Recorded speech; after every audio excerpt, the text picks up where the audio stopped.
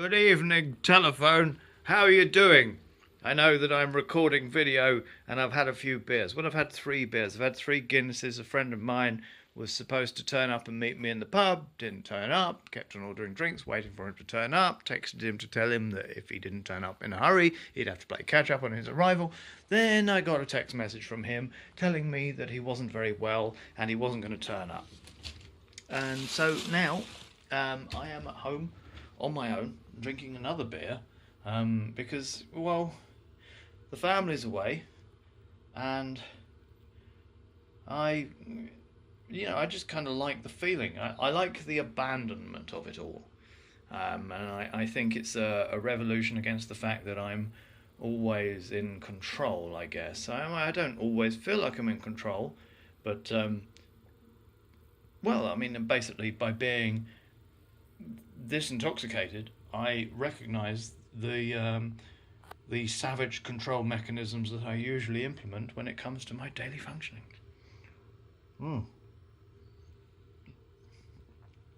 So my idea of doing a video is to actually come to terms with self-expression and all that sort of stuff that tends to get enabled by inebriation.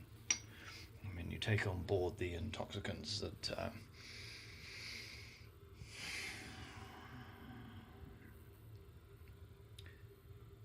beer unlocks the yes part of your brain.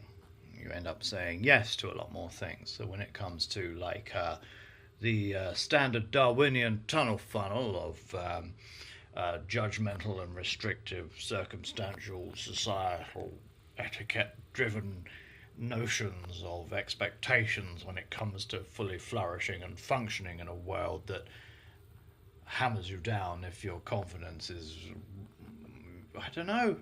The fuck are we doing in this world? What are we doing?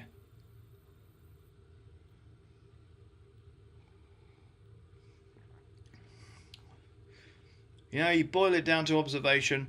We are, well, we, as in all my collective psyches, are currently pouring alcohol into my system. But you know, that's just that's a meta narrative, isn't it? That's a what would we say? A contained framework of observational conclusionism.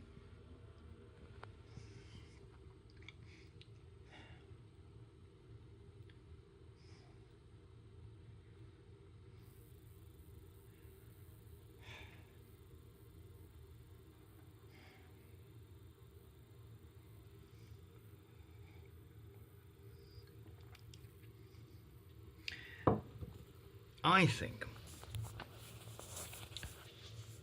what we're really doing is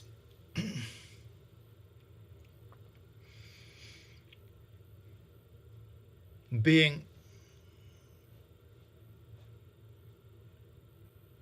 all right. What I'm doing is being provoked consistently into dropping my neophyte status.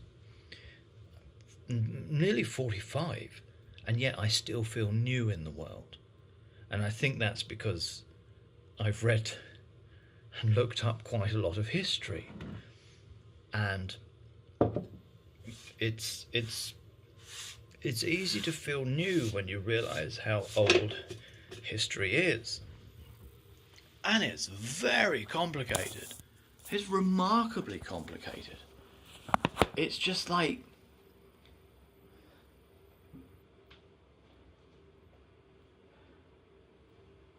so much stuff has happened that the idea of attributing blame to a certain type or nation or group or anything along those lines is just perpetuating the madness and sadness, quite frankly.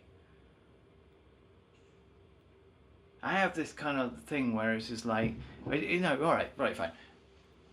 I'm always pre-explaining everything before I just come out and say it. Any war that's gone on longer than anybody that's fighting it is a stupid war. It's been handed down by tradition.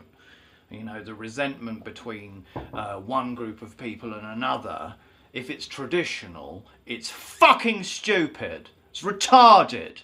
And I'm claiming the word retarded. I'm grabbing it. The reason why the word retarded is offensive to people with unusual brain conditions that are out of usual sync with what is common with regards to neurological structures. The reason why it's so offensive is because on top of having an unusual brain structure, to call them retarded means that they're holding back human civilization, and that is mean, and that is cruel, and that is a vicious and spiteful point of view. That's the reason why the word retarded is offensive. But to call up the word retarded and reappropriate it and use it is to say that right, wars that have been raging for longer than people who are fighting it are retarded.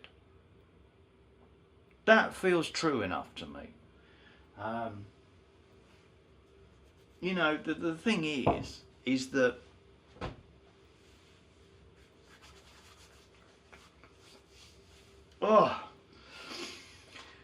we've all inherited the story part way through, and we all have different pasts, we all have different futures, therefore it stands to reason that our present is different as well. So the idea... Hello! The idea of reality being some kind of objective reality, or some kind of objective thing that we can all like coalesce around, it's beyond computation. It is.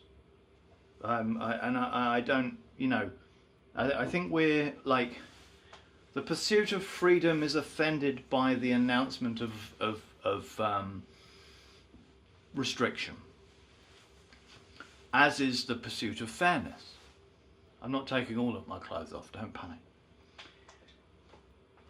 And, you know, let's be honest here, mortality is a hell of a restriction.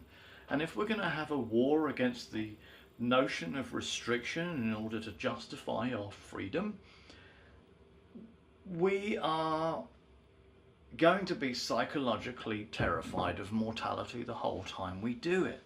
Or, I don't know.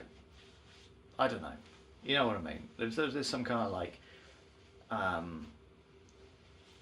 regardless of what you think of mortality and you know, the entire spectrum of 7.5 billion opinions, you know, when it turns up, you'll feel different about it.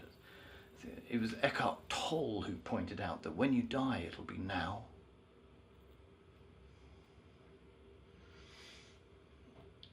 So, you know, preparation for it or anticipation of it is fantasy.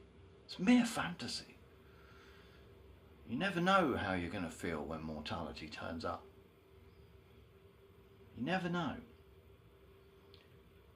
I have it on well-informed reports that, particularly well-informed as in like from the well-formed structure of where I live and where this information came from, because I'm sure there are other elements of society that deal with this, societies that deal with this differently. But when old people die in old people's homes in the Western world, they go out screaming, old and screaming. And they do this, I guess, because holy fucking shit, how much of our life is about suppression? How much of our lives are about holding back something so often that it becomes mysterious what it even is, only to find out at the moment of the end of it all, oh, it was that! Ah!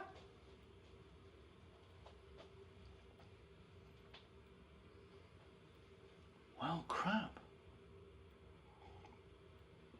I don't particularly want to go out old and screaming. I want to go out old and smiling. I was like, oh, did it?